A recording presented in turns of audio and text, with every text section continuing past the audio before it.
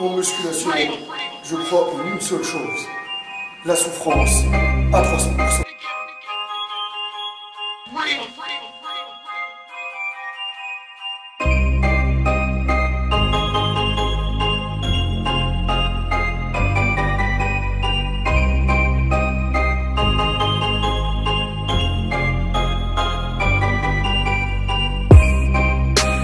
Spartiates et bienvenue au Spartiate Gym, une salle où il n'y a que la souffrance qui paye. Mes Spartiates, j'espère que vous êtes motivés à 300%. On se retrouve aujourd'hui, toujours dans le but pour partager avec vous ce que je ressens avec mon expérience avec la musculation. Aujourd'hui, je vais vous parler de ma taille. Je fais 1m90, 91 kg, je suis de grande taille et ce n'était pas toujours un avantage. C'est pour ça que je dis que être grand, c'est un handicap. Je vais vous exprimer mon ressenti à moi et je vais vous laisser, vous, en commentaire, vous exprimer, que vous soyez de grande taille ou de petite taille. Vous allez me donner vos mensurations, taille, poids, comment vous ressentez, etc. Le regard des gens et tout. Moi, je vais vous dire tout. Tout, je vais vous partager ça, comment je ressens. Et après, je vais vous laisser vous exprimer en commentaire. On va commencer par la première chose. Je vous explique, moi, quand j'ai débuté à 49,5 kg. Là, je suis à 91 kg, donc en tout, j'ai pris peut-être 41 kg, 42 kg. Et c'était une galère. En 17 ans, c'était une galère. Même aujourd'hui, je vous dis la vérité, peut-être moi, quand je me regarde dans le miroir, ou je me regarde de loin, j'ai des miroirs partout dans la salle, je me vois toujours fin. Malgré que j'ai pris quand même de la masse musculaire, mais ça n'empêche que je ne me sens pas vraiment stock, comme on dit, je me sens pas balèze. Okay. Après, je suis satisfait de mes résultats, je le répète encore une fois. Après, la vie des gens aussi, ça peut être constructif, ça peut t'aider à te corriger, à trouver le bon chemin et à te motiver aussi. Bon, il y en a quand même des gens méchants qui, des fois, ils te critiquent mal, juste pour te rabaisser. On va commencer par la première chose, c'est au niveau des habits, le Spartiate. Moi, à la salle, je m'habille toujours large. Je mets des gilets larges, je mets du XL, du XXL et tout. De loin, comme vous me voyez, vous dites c'est une crevette.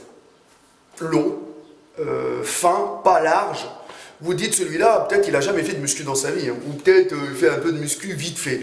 Mais la masse musculaire que je montre en étant torse nu, etc., bien congestionné, franchement je lui dis, les gens des fois ici à la salle, ils me disent, mais il cache bien son jeu lui. C'est chelou, c'est la même personne. Où est-ce qu'il a retouché? Est-ce qu'il a fait des retouches photos? Il a utilisé Photoshop?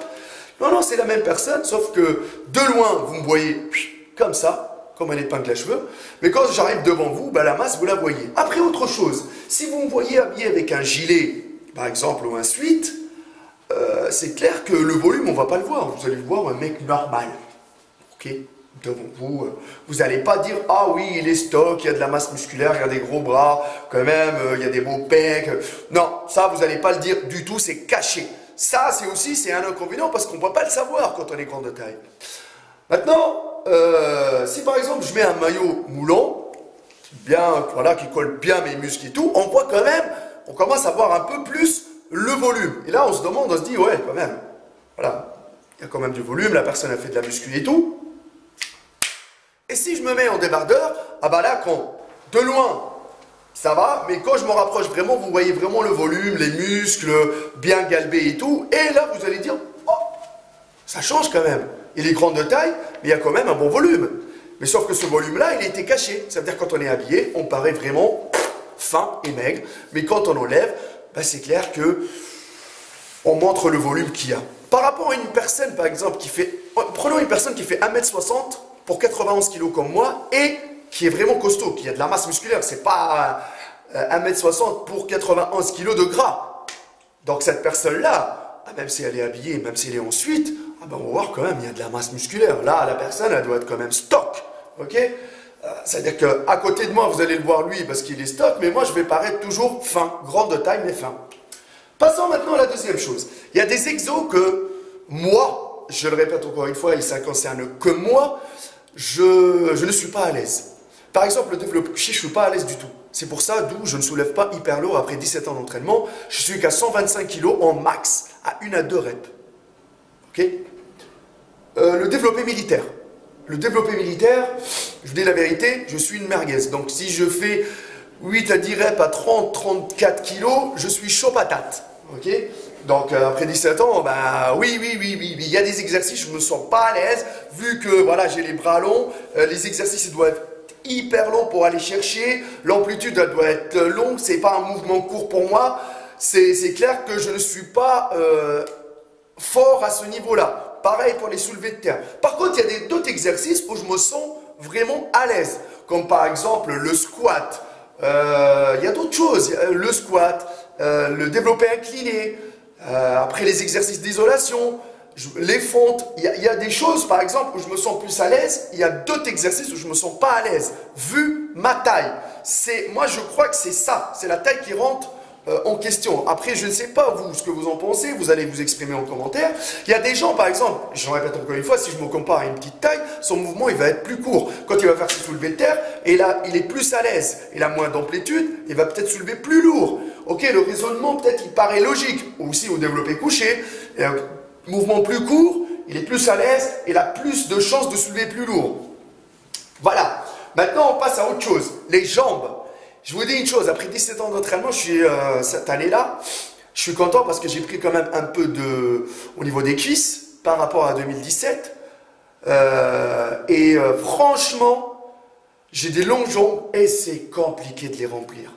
Même si je prends, vous allez les voir toujours, même s'ils sont bien taillés, bien dessinés, on voit le quadrille, l'ischio, mais ça reste toujours des jambes fins. Ça, par rapport à la grande taille, c'est compliqué de les remplir. C'est long, c'est trop long. On va prendre par exemple l'exemple. Ouais, c'est simple. Tu prends par exemple une petite bouteille d'eau et une grande bouteille d'eau. C'est clair que pour les remplir, la petite bouteille d'eau, elle va se remplir plus vite que la grande bouteille d'eau.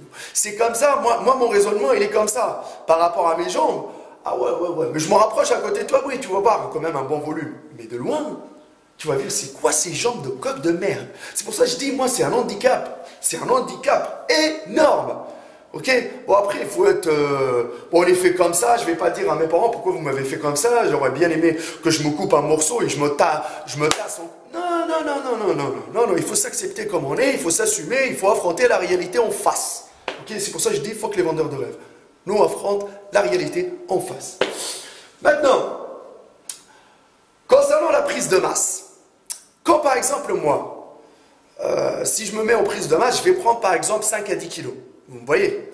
Quand je vais prendre 5 à 10 kilos, vu ma taille, ils vont être partagés sur tout le corps. Vous croyez que je vais prendre juste au niveau des bras ou au niveau des pecs, au niveau du trapèze? Non. Donc ils vont être partagés sur tout le corps.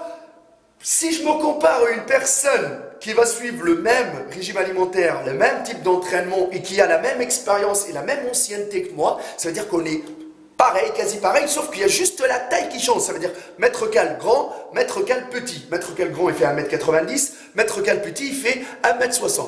Et si par exemple, tous les deux, on arrive à prendre 10 kilos en 6 mois, alors les 10 kilos que mètre cal il va prendre, ils vont être partagés sur tout le corps, sauf que quand on va les comparer à mètre cal petit qui va prendre 10 kilos et pour 1m60, mètre cal petit, directement quand on va le voir, on va dire « Ah, toi tu as pris du poids, toi tu as pris de la masse. » Mais mètre cal grand, il va rester toujours en arrière.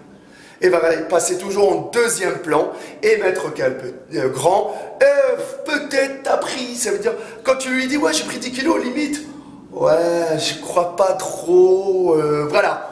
Donc, ça se voit pas comme sur une personne qui est de petite taille. Ah ouais, c'est comme ça, c'est la vie. Voilà, les sparsettes. Moi, je vous explique un peu mon ressenti. Bon, après, franchement, comme conclusion, je veux dire la vérité, comme conclusion, être grand aussi, ça peut être un avantage, parce que, voilà, quand on est grand, on peut aller chercher des trucs plus loin, on peut faire d'autres sports comme le basketball. Oui, il y a différentes choses. Être petit de taille, bon, les gens, ils n'aiment pas être petit, mais maintenant, être grand de taille et être baraque, ah ben, c'est clair que tu vas être beau. Ah bah, attends. Si tu regardes, par exemple, Arnold, il est de grande taille, bon, on va pas dire qu'il est naturel, il est dopé ou machin, et quand il est baraque, mais c'est clair qu'il est beau, il impressionne. Être grand de taille et baraqué, ça impressionne. Être petit et balèze aussi, ça impressionne, mais ça impressionne pas de la même façon. Donc vous voyez, c'est pour ça, ça veut dire qu'il n'y a pas que des inconvénients, mais il faut travailler dur.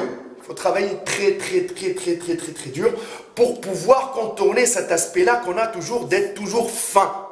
Et ouais. C'est pour ça qu'il y a des gens, des fois, ils ont fait le déplacement, ils sont venus me voir directement en face. Quand ils te voient dans les photos, ils disent « Ouais, mais toi, tu as un physique de merde, t'es une crevette, machin, etc. » Mais quand ils sont venus me voir directement, ils ont fait des séances avec moi, ils ont vu quand même un bon volume, avec 1,90 m de taille, ils ont dit quand même « Ah ouais, mais là, respect, ça change complètement. Ah oui, le visuel en face n'a rien à voir, les Spartiates, avec le visuel de loin ou le visuel qu'on voit dans les vidéos. » Voilà les Spartiates. Donc, j'espère que la vidéo va vous aider. Je vous laisse vous exprimer en commentaire. Comment ressentez-vous l'influence de votre taille en musculation? Parce que je peux vous dire que la taille, elle a quand même une influence et elle peut rentrer, elle peut influencer les résultats que vous allez avoir en musculation. Ma page Facebook, Arthur Team HK, mon Instagram, Maître Cal, et le Facebook de la salle Spartiate Gym, la teste de bûche. Il n'y a que la souffrance qui paye. N'oubliez pas que le but de ma chaîne, c'est le partage à 300%, le partage de mon expérience, et ce n'est que mon avis personnel, je laisse vous exprimer en commentaire. Il n'y a que la souffrance qui paye, on faut que les rageux, on faut que les haineux, faut que les rageux, faut que les haineux, faut que les vendeurs de rêves, ne laissez jamais personne se mettre entre vous et vos rêves, et atteindre vos objectifs avec votre souffrance à 300%.